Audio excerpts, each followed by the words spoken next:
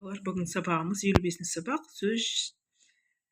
сөз және оның мағынасы дейді. Бірінші ату тақырыбы бойынша өлеңнің мазмұнын болжа, өлеңді тыңда дейді. Әр сөзді дыбыс орны бар. Әріптер кетті, шашылып, шашылды үйме, жүйме болып. Тәртіп жоқ, рет жүйе жоқ. Му жатыр у қасында. Му деген сөз жоқ расында. Ж отыр о-ның солында, мәнсіз жоғау оныңда.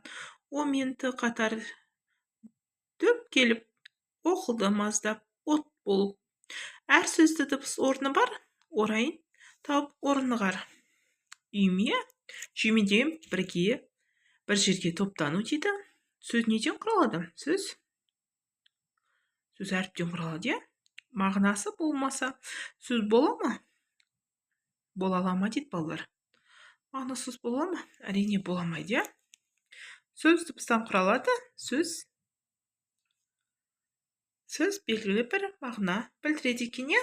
Екінші атты сөздерді бір бөлек, сөйлемдерді бір бөлек топтастырып жаз. Бұл жерде, мысалға, сөздер, мына Ерлан, Айдос, мен, достар.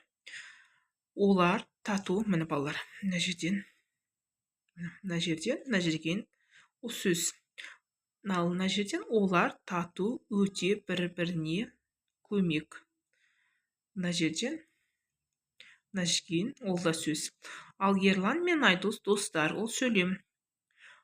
Олар өте тату, бір-біріне көмектесіп жүреді. Ол сөйлемі екен, иә?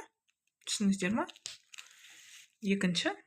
Үшінші ату берілген буындардан сөз құрап айт дейді.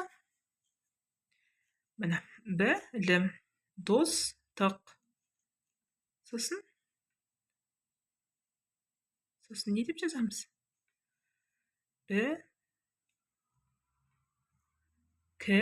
Кітап болады екен. Балалар, келесі сабақта кездескенше сау болыңыздар.